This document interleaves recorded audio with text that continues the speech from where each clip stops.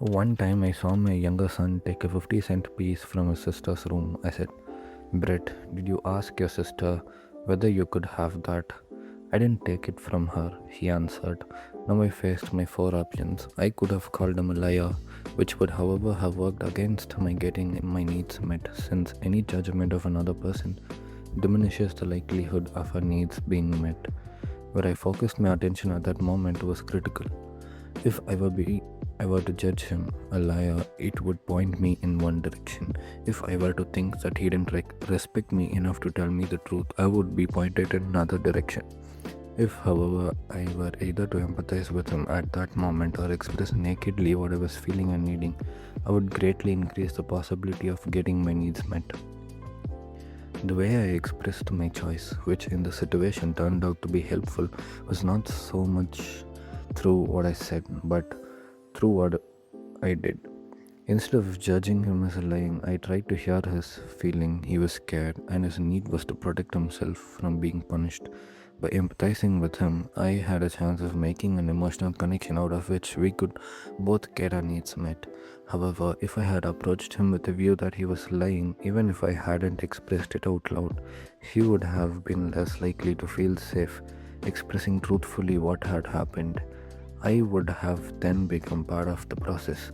By the very act of judging another person as a liar, I would contribute to a self fulfilling prophecy. Why would people want to tell the truth, knowing they will be judged and punished for doing so? Judgments of others contribute to self fulfilling prophecies. I would like to suggest that when our heads are filled with judgments and analysis that others are bad, greedy, irresponsible, lying, cheating, polluting the environment, valuing profit more than life, or behaving in other ways they shouldn't, very few of them will be interested in our needs. If we want to protect the environment and we go to a corporate executive with that attitude, you are really a killer of the planet. You have no right to abuse the land in this way. We have severely impaired our chances of getting our needs met. It is a rare human being who can maintain focus on our needs when we are expressing them through images of their wrongness.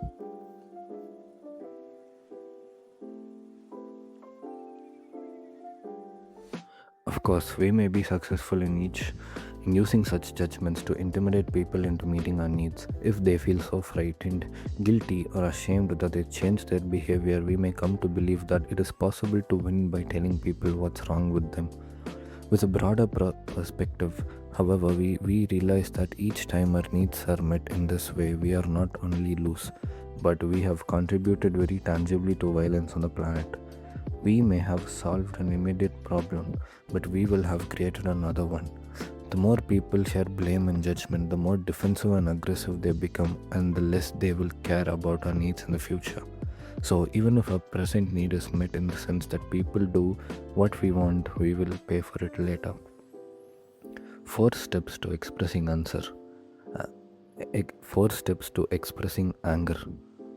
Let's look at what the process of fully expressing our anger actually requires in concrete form.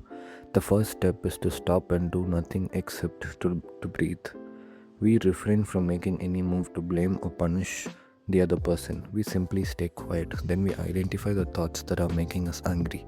For example, we overhear a statement that leads us to believe that we've been excluded from a conversation because of race. We sense anger. Stop and recognize the thoughts stirring in our head. It's unfair to act like that. She's being racist. We know that all judgments like these are tragic expressions of unmet needs. So we take the next step and connect to the needs behind those thoughts. If we judge someone to be racist, the need may be for inclusion, equality, respect, or connection. Steps to express anger. First, stop, breathe. 2. Identify our judgmental thoughts. 3. Connect with our needs. 4. Express our feelings and unmet needs.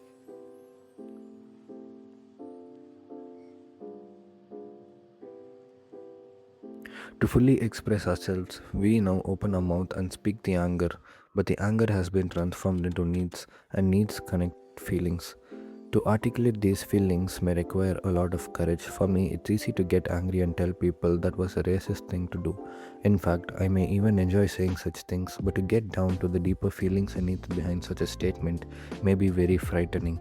To fully express Anger, we may say to the other person, when you entered the room and started talking to the others and didn't say a thing to me, and then made the comment about white people, I felt really sick to my stomach and got so scared. It triggered off all kinds of needs on my part to be treated equally. I'd like you to tell me how you feel when I tell you this.